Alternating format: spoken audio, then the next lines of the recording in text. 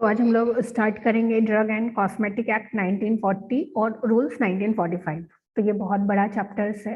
तो जितना आप जोड़े स्टूडेंट्स पढ़ते हैं उसका हाफ पोर्शंस में सिर्फ ड्रग एंड कॉस्मेटिक एक्ट है। ये बहुत बड़ा एक्ट है और काफी इम्पोर्टेंस भी है।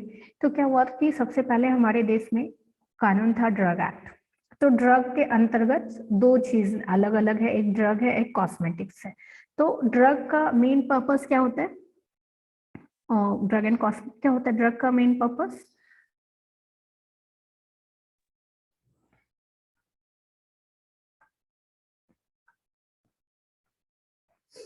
Okay, drug and cosmetic act पढ़ रहे थे हम लोग। तो सबसे पहले आया था ड्रग, तो ड्रग एक्ट था। तो फिर बाद में अमेंडमेंट करते करते ड्रग एंड कॉस्मेटिक एक्ट आया। तो फर्स्टली हमको डिफरेंस समझना पड़ेगा कि what is drug and what is cosmetics.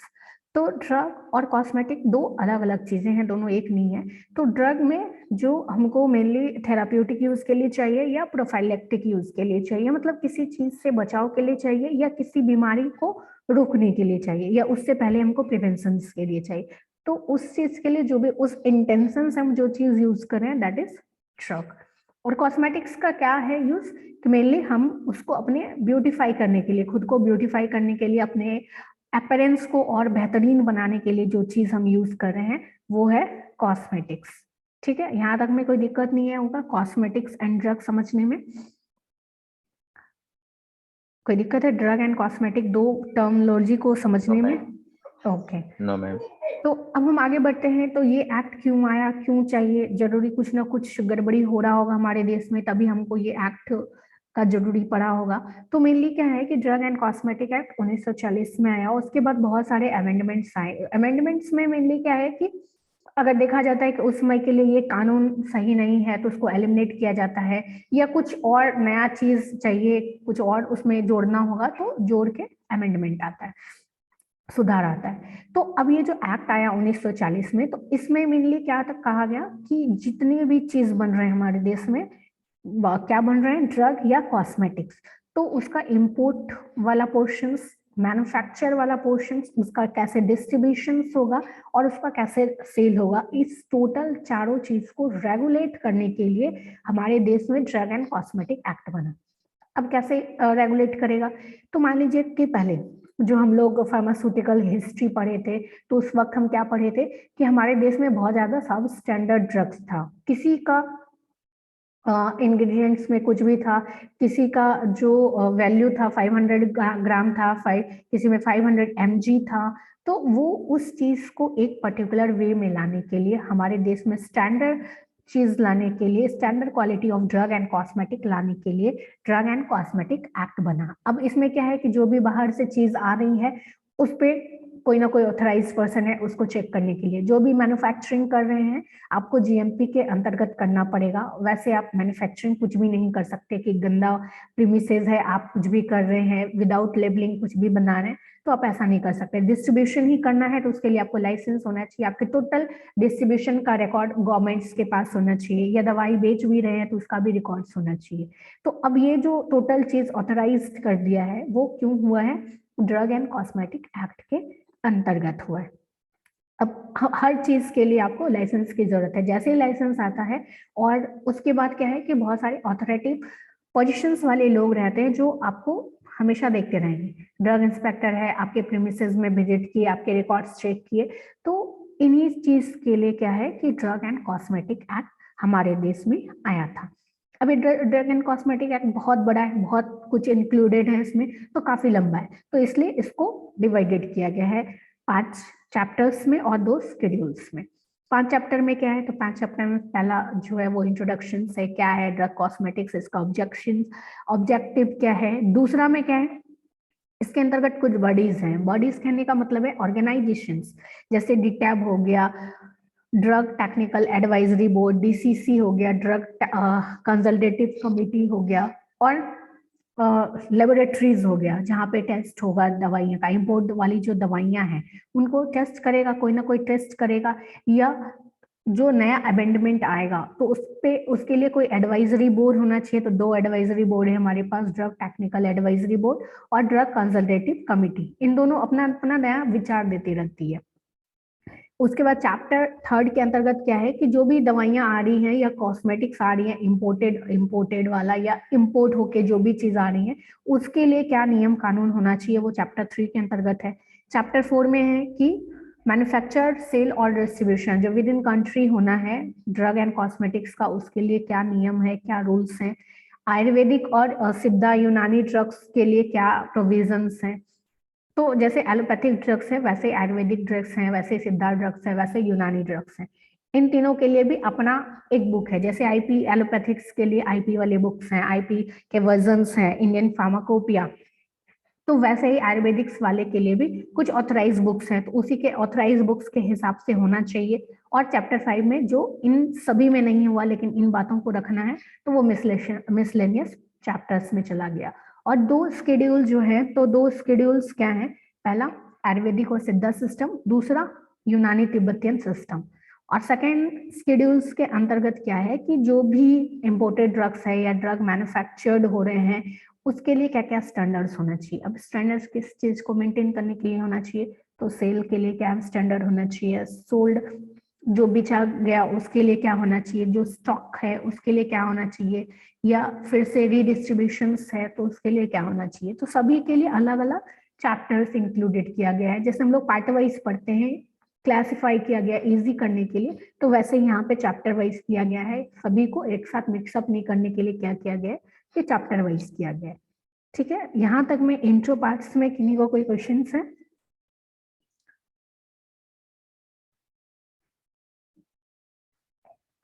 No ma'am. Okay, तो आगे हम चलते हैं। तो अब ऑब्जेक्टिव्स क्यों लाया गया ये, जब तक जरूरत नहीं पड़ती है हमारे देश में किसी भी कानून को आने के लिए, तब तक कानून नहीं आता है। क्यों आएगा, बिल पास करेगा, बहुत लंबा प्रोसीजर है कोई भी कानून बनने में, तो कुछ ना कुछ गड़बड़ी हो रहा होगा देश में, तभी ये कानून बना।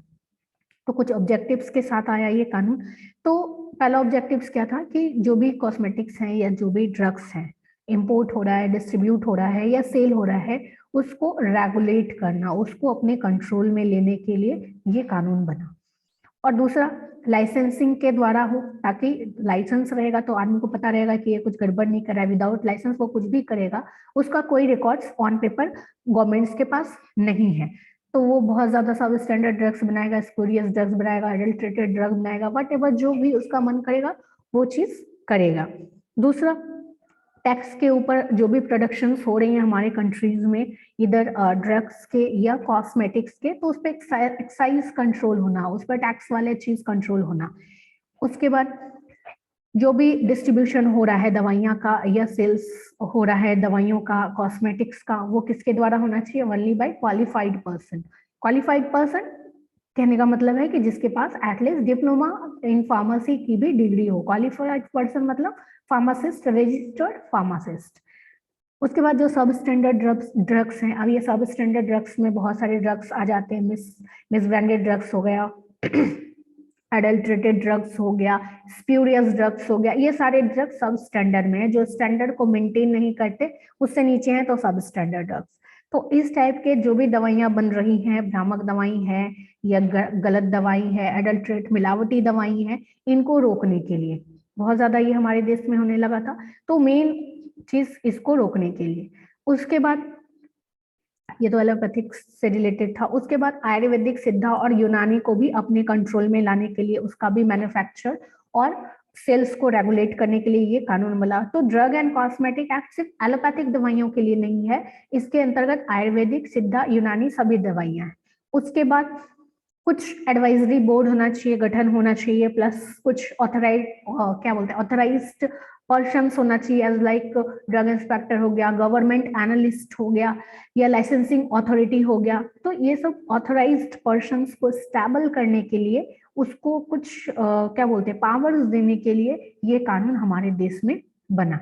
तो ऑब्जेक्टिव्स बहुत इंपॉर्टेंट है। तो ऑब्जेक्टिव्स अब आपको समझ में आ गया, फिर से मैं एक बार देखते हैं ऑब्जेक्टिव्स क्या है। तो जो भी हमारे देश में कॉस्मेटिक एंड ड्रग्स इंपोर्ट हो रहा है, डिस्ट्रीब्यूट हो रहा है या सेल्स हो रहा है या लाइसेंसिंग मिल रहा है, तो उसको रेगुलेट करना पहला जिम्मेवारी है।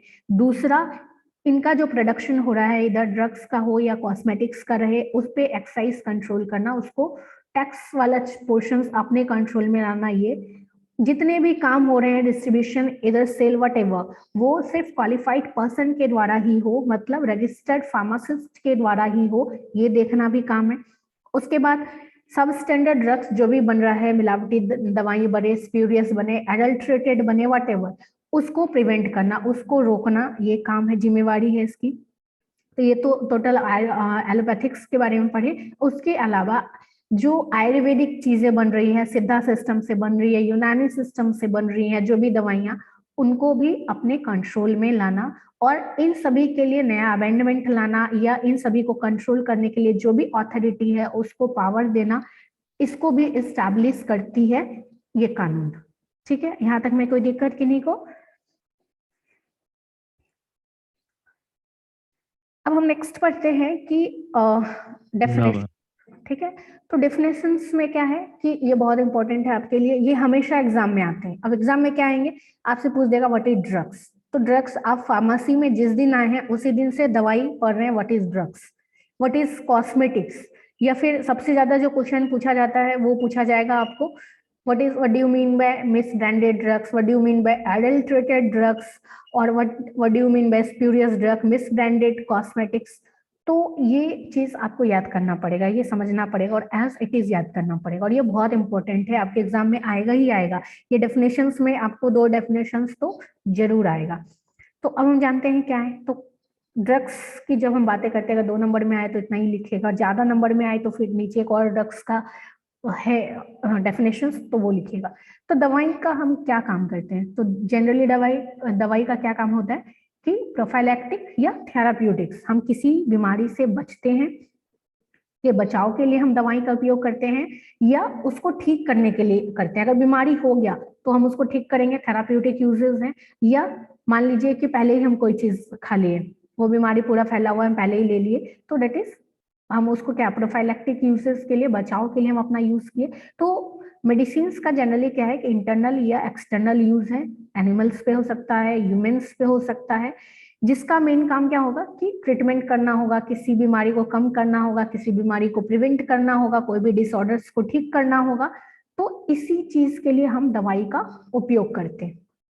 दूसरा कॉस्मेटिक्स, तो कॉस्मेटिक्स कोई भी सब्सटेंस हो सकता है जिसको आप मुंह पे रगड़ रहे हैं, मुंह पे लगा रहे हैं इन फॉर्म ऑफ लोशंस, या कोई डिओ टाइप का चीज है तो एरोसोल्स है, या मिस्ट है तो उसको आप स्प्रे कर रहे हैं, तो अपने स्किन पे उसको मेनली आप लगा रहे हैं। और इसका मेन पर्पस क्या है, दवाई का मेन पर्पस क्या था, थेराप्यूटिक या प्रोफाइलैक्टिक, मतलब आप उसको बचाव के लिए यूज कर रहे थे या बीमारी को दूर करने के लिए यूज कर रहे थे। लेकिन कॉस्मेटिक्स का यूज इंटेंशनली क्यों कर रहे हैं, क्लींजिंग पर्पसेस के लिए कर रहे हैं, साफ सुथरा स्किन को करने के लिए कर रहे हैं, स्किन के ब्यूटी को इनहेंस करने के लिए कर रहे हैं, और ज्यादा सुंदर दिखने के लिए कर रहे हैं, अट्रैक्टिव दिखने के लिए कर रहे हैं, या खुद के अपीयरेंस को चेंज करने के लिए कर रहे हैं। आप बहुत सारे वीडियो देखते होंगे कि अभी स्किन पूरा डार्क था, मेकअप लगा के फिर खत्म, टोटली अलग ही हो गया है। तो अपने अपीयरेंस को अल्टर करने के लिए, नाक पचका है, नाक सीधा हो गया, मेकअप से हो जाता है, तो अपने अपीयरेंस को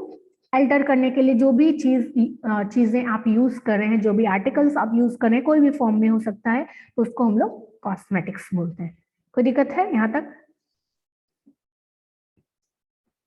और ये बहुत इंपॉर्टेंट है आपके एग्जाम के लिए भी। आराम, जैसे आप जान रहे हो कॉस्मेटिक्स क्या है, बट आपको इन लैंग्वेज लिखना पड़ेगा, तो यही टोटल चीज लिखना पड़ेगा। Any articles intended to be rubbed, poured, sprinkled, spread, what जो भी लिखा हुआ है सेंटेंस में, वो एज इट इज आपको लिखना पड़ेगा। ठीक है, अब एक और चीज नया पढ़े, एलोपैथिक के बारे में तो सभी लोग जानते हैं, एक और चीज है आयुर्वेदिक, सिद्धा, यूनानी ड्रग्स।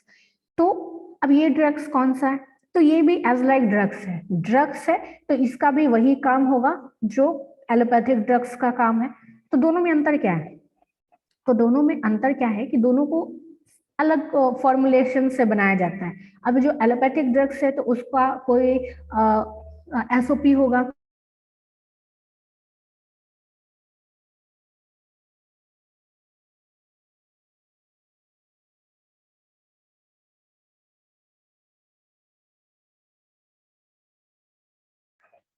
थोड़ा नेटवर्क इशू है शायद, इसलिए बार बार हम रिमूव हो जा रहे हैं क्लास से। तो अब ये आयुर्वेदिक सिद्ध और यूनानी ड्रग्स के बारे में पढ़ रहे हैं। तो ड्रग्स वर्ड जब भी आए तो इसका मेनली मतलब क्या है कि बीमारी से बचाना या बीमारी को ठीक करना, डिसऑर्डर्स को ठीक करना। तो अब दो टाइप के हैं, एलोपैथिक ड्रग्स हो गए या आयुर्वेदिक सिद्धा या यूनानी पद्धति के ड्रग्स हो गए।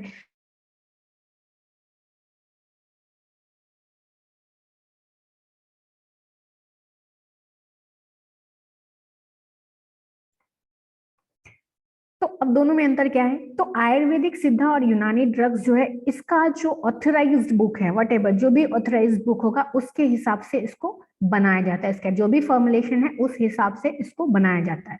अब एलोपैथिक दवाई जो है वो किस हिसाब से बनाएगा, उसका जो एसओपी है, उसका जो ऑथराइज्ड बुक है, मे बी क्या बोलते हैं, इंडियन फार्माकोपिया से बनाए, ब्रिटिश फार्माकोपिया से बनाए, या जिस भी फार्माकोपिया को लेके बनाए, लेकिन एसओपी कहीं करना कहीं से लेगा। और जिसका नहीं लेता उसको हम लोग पेटेंट ड्रग्स बोलते हैं। तो आयुर्वेदिक के लिए जो भी ऑथराइज्ड बुक होगा, जो भी उसके लिए स्टैंडर्ड बुक होगा, उससे जो भी फॉर्मुलेशन तैयार किया होगा उस हिसाब से जो भी पद्धति से बनाया गया होगा तो उसको आयुर्वेदिक दवाई बोलते हैं, या सिद्धि दवाई बोलते हैं, या यूनानी ड्रग्स बोलते हैं। तीनों अलग अलग है। चलिए, यहाँ तक में कोई दिक्कत है?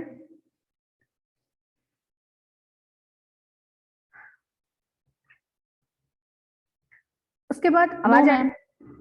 ओके। उसके बाद नेक्स्ट है central licence author approving authority. तो सेंट्रल से कौन लाइसेंस देगा? तो ड्रग कंट्रोलर ऑफ इंडिया। और इसको कौन नियुक्त करता है? Central government. जब इंडिया का बात होगा तो ऑब्वियस कोई स्टेट वाला तो इसको नियुक्त करेगा नहीं, तो सेंट्रल गवर्नमेंट। उसके बाद दवाई आता है, फिर से ड्रग्स। तो ड्रग्स का जो फर्स्टली है वही वाला होगा। तो ये जब बड़ा मार्क्स में आए, 4 मार्क्स में आए, तो आप ये वाला लिख सकते हैं कि फर्स्टली ड्रग्स किसको बोलते हैं। तो फर्स्टली जो थेराप्यूटिक वाला, जो हमने पहले पार्ट पढ़ चुका है कि जो थेराप्यूटिक या प्रोफाइलेक्टिक यूजेस के लिए हो, दवाई डायग्नोसिस करने के लिए हो, कोई भी बीमारी को ठीक करने के लिए हो, किसी बीमारी को प्रिवेंट करने के लिए हो, कोई भी डिसऑर्डर्स को प्रिवेंट करने के लिए हो, या फिर रेपलेंट सबको भी बोलते हैं, जो मॉस्किटो से दूर भगाए हमको, या कोई भी इंसेक्ट से दूर भगाए, तो वो सारे ड्रग्स के अंतर्गत ही कैरेक्टराइज्ड होते हैं। उसके बाद हम कोई भी, जैसे कि मान लीजिए ये तो ठीक है हम ठीक कर रहे हैं, या हम अपने अंदर कोई भी दवाइयां भी खा रहे हैं जिससे क्या हो रहा है कि इंसेक्ट मर रहे हैं। हम पढ़े थे ना, साइडल इफेक्ट, किलिंग इफेक्ट दे रहा है या स्टैटिक इफेक्ट दे रहा है, मतलब कोई भी माइक्रो ऑर्गेनिज्म को वहीं पे ग्रोथ को रोक रहा है, या कोई भी माइक्रो ऑर्गेनिज्म को साइडल इफेक्ट दे रहा है, किलिंग इफेक्ट दे रहा है, मार रहा है। जैसे हम कुछ खा रहे हैं, जैसे मान लीजिए एल्बेंडाजोल, हम जैसे खा रहे हैं तो वर्म्स हमारे बॉडी से एक्सपेल आउट होते हैं, मर के निकलते हैं, चाहे व्हाटएवर। तो इस टाइप के भी जो भी सब्सटेंस है जो इस इंटेंशन से बनाया गया हो, कोई भी माइक्रोब्स को हमारे अंदर मार दे या उसके ग्रोथ को रोक दे, वो सारे ड्रग्स हैं। या कोई भी दवाई में यूज होने वाला कंपोनेंट्स हो सकता है, वो जेलेटिन कैप्सूल ही हो, एम्प्टी जेलेटिन कैप्सूल हो, जिसका भी कोई फिलहाल में थेराप्यूटिक यूज नहीं है, वो बस भरने के काम आता है, तो वो उन सभी सब्सटेंस को भी हम ड्रग्स ही कंसिडर करते हैं। ठीक है, यहाँ तक में कोई दिक्कत? उसके बाद एक आता है मैन्युफैक्चर, बनाना। तो बनाना सभी को पता है, तो कोई भी पार्ट्स या प्रोसेस जिसमें कोई भी चीज को बना रहे हैं, अल्टर कर रहे हैं, फिनिश कर रहे हैं, पैकिंग कर रहे हैं, तो सिंपल जो भी चीज दवाई बना रहे हैं या कॉस्मेटिक बनाने का जो भी प्रोसीजर है, बनाने से लेके पैकेजिंग से लेके लेबलिंग से लेके टोटल चीज, जब तक वो पूरा कंप्लीट नहीं हो जाता, उस एक प्रक्रिया को हम लोग मैन्युफैक्चर बोलते हैं। उसके बाद आता है पेटेंट और प्रोप्राइटरी मेडिसिन। ये भी आपके एग्जाम में बहुत ज्यादा आता है। तो अभी आपने जो भी पढ़ा, एलोपैथिक दवाइयाँ या फिर यूनानी दवाइयाँ, आयुर्वेदिक दवाइयाँ, तो वो सारी दवाइयाँ क्या था कि कोई ना कोई बुक्स के हिसाब से बनाया जाता है।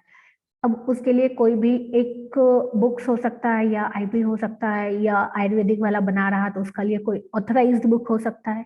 तो यहाँ पे क्या है कि पेटेंट और प्रोप्राइटरी मेडिसिन क्या है? ट्रेडमार्क वाली दवाइयाँ। अभी ट्रेडमार्क क्या हुआ?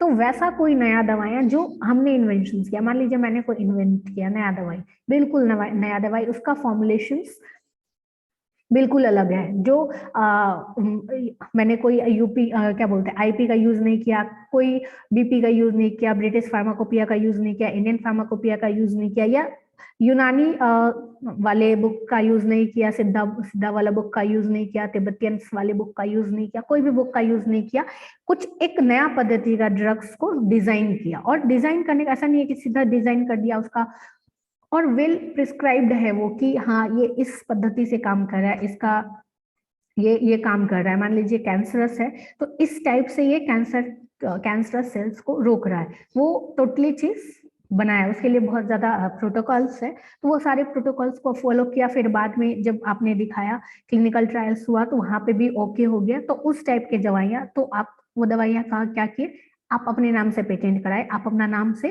उसको पेटेंट करा लिए। पेटेंट कराना मतलब उसको रजिस्टर करा दिया, ट्रेडमार्क ले लिया कि हाँ भाई ये दवाई आपके लिए है। आपने किसी प्रोटोकॉल्स को फॉलो नहीं किया, मतलब बुक्स वाले प्रोटोकॉल्स को फॉलो नहीं किया, जो प्रीवियस दवाइयां आ रही है उससे थोड़ा भिन्न बनाया। तो उस टाइप के जो भी चीज आप बना रहे हैं दैट इज पेटेंट या प्रोप्राइटरी मेडिसिन।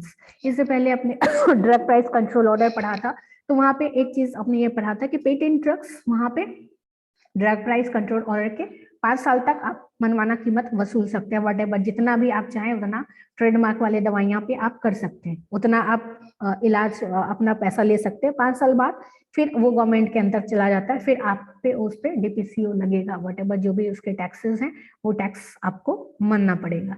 तो पेटेंट और प्रोप्राइटरी मेडिसिन आप समझ गए कि जो पहले से ऑथराइज नहीं है कि हाँ इसको एसओपी लेके हमने बना दिया, जैसे पैरासीटामोल को बनाने की जो प्रक्रिया है वो दिया हुआ है हमारे क्या बोलते हैं प्रोटोकॉल्स के अंतर्गत, आईपी में दिया हुआ है कि उसी हिसाब से आपको बनाना है, ठीक है। उसके ही अलग हमने कुछ बनाया, कुछ मान लीजिए नया मेडिसिन बनाया जो बहुत सारी दवाइयों को मिश्रण से बनाया, जो जिसका एसओपी आईपी में नहीं दिया हुआ है, जो उसके अलग बनाया, उसका टोटल चीज सही है। उसके बाद जब टेस्टिंग हुआ तो उसमें भी वो ओके हो गया। तो जब ओके हो गया तो अब वो तो अलग दवाइयां हैं, वो आपने उसको डिस्कवर किया है तो उसको आप अपने नाम से पेटेंट करा सकते हैं। तो उसी टाइप की दवाइयां जो इन ऑथराइज बुक्स में नहीं रहता है, जिसको आपने इन्वेंट किया या किसी और ने इन्वेंट किया, उसको हम लोग पेटेंट या प्रोप्राइटरी मेडिसिन कहते हैं, ठीक है। Yes ma'am. अब नेक्स्ट आता है मिस ब्रांडेड ड्रग्स। अब यहाँ से आपको याद करने की जरूरत पड़ेगी, मिस ब्रांडेड, ब्रांड मिस, उल्टा ब्रांडेड, कुछ तो गड़बड़ी हुआ है, तो ब्रांडेड में गड़बड़ी हुआ है। तो अभी आप देखते होंगे दो तरह का चीजें रहती है मार्केट में, एक एडिडास के शूज मिलते हैं और आपने कभी कभी लोकल में रोड पे देखा होगा कि कुछ एबी बाज लिखा रहता है, बस डी और बी का फर्क है, वर्डिंग एक जैसा ही दिखता है। तो अब ब्रांड्स का नाम कहाँ एडिडास है, कहाँ एबी बाज है, तो दोनों एक जैसा ही सिमिलर सुनने में लगता है। तो ऐसे बहुत सारे यहाँ पे भी ड्रग्स रहते हैं, एक जैसा ही ड्रग्स सुनने में लगेगा, तो उसको हम लोग मिस ब्रांडेड ड्रग्स बोलते हैं। अभी इसमें मिस ब्रांडेड में क्या क्या हो सकता है, तो देखते हैं क्या क्या हो सकता है। कि पहला क्या होगा कि उसको कंसील किया होगा, कुछ भी गड़बड़ हो गया होगा, मान लीजिए टूट फूट गया होगा, कलर निकल गया होगा, तो उसको क्या किया, कलर कर दिया गया, कोट कर दिया गया, फिर से पाउडर कर दिया गया, पॉलिश कर दिया गया कि उसका डैमेज नहीं दिखे, उसको कंसील कर दिया गया। कंसीलर लगा के, कंसीलर होता है मेकअप किट में रहता है कि कोई भी गड़बड़ी है आपके चेहरे पे तो उसको कंसील कर देता है, उसको रिमूव कर देता है। तो वैसे ही यहाँ पे क्या करते हैं कि दवाइयां में क्या करते हैं कि अगर कलर निकल गया है या कुछ भी इस टाइप का टूट फूट गया है तो वहां पे स्प्रे मार के कलर कर देते हैं। तो इस टाइप से उसको बेटर बनाने के लिए, लेकिन अब यहाँ पे कलर कर रहे हैं, कोटेड कर रहे हैं, तो वो क्या है, खराबी करेगा आपको आगे जाके, क्योंकि दवाइयां जितना बनना था इंग्रेडिएंट से अब ज्यादा आएगा। आप जो भी कोटिंग चढ़ाएंगे वो इंग्रेडिएंट से ज्यादा आएगा। कलर चढ़ा रहे हैं तो वो उसमें लिखा हुआ नहीं होगा, या कलर कुछ ज्यादा होगा जितना इंग्रेडिएंट्स उसमें होना चाहिए, या पॉलिश कर रहे हैं। तो इस टाइप की कोई भी चीज कर रहे हैं तो वो मिस ब्रांडेड के कैटेगरी में आता है।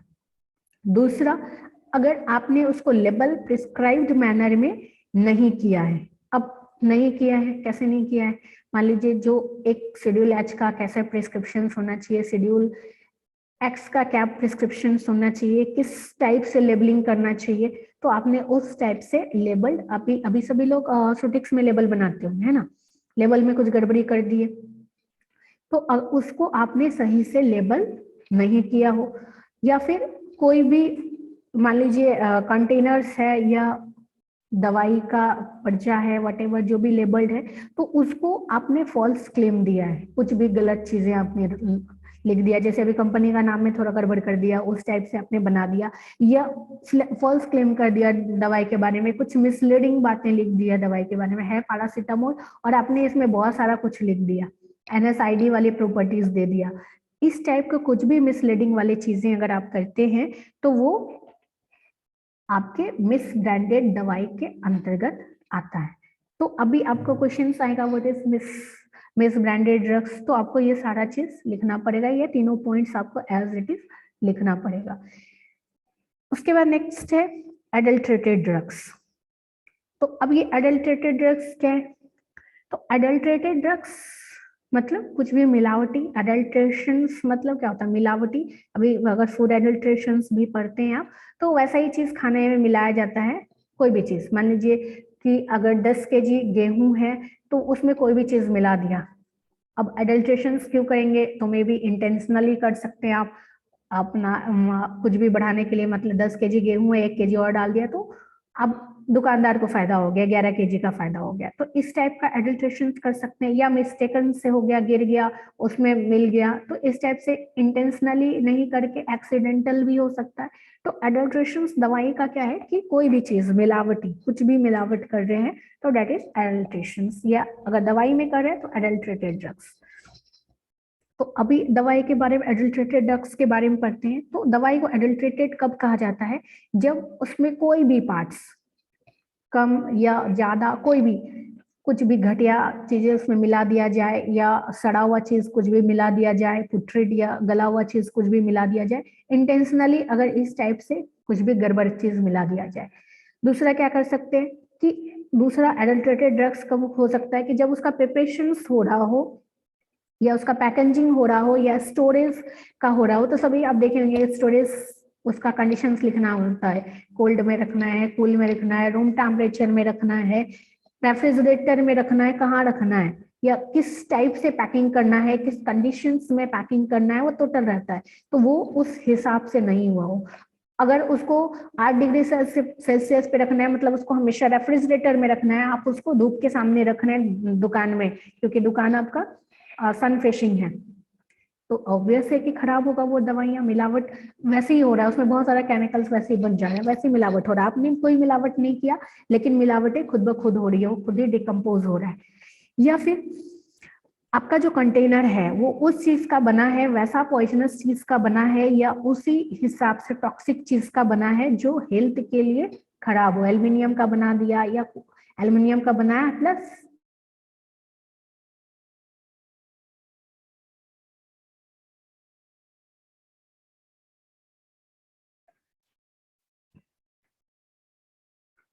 तो अब यहाँ पे क्या है कि वैसा कोई कंटेनर्स का बना है जो पॉइजनस हो, या उसी टाइप के टॉक्सिक सब्सटेंस का बना हो जो आपके हेल्थ के लिए बहुत ही इंजीरियस है, बहुत ही खराब है।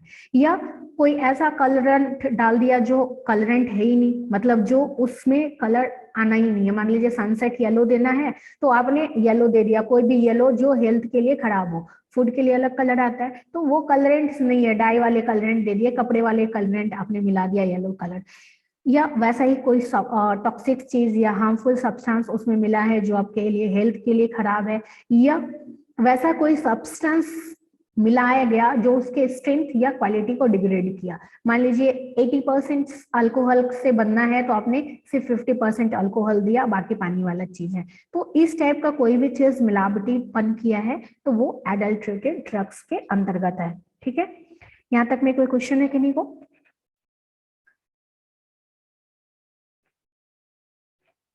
No ma'am. उसके बाद बचता है स्प्यूरियस ड्रग, जो हम नेक्स्ट डे पढ़ेंगे। आज शायद थोड़ा नेटवर्क का इश्यू भी हो रहा है, तो दूसरे दिन पढ़ते हैं हम। ठीक है, yes ma'am. Okay ma'am. Okay, thank you ma'am.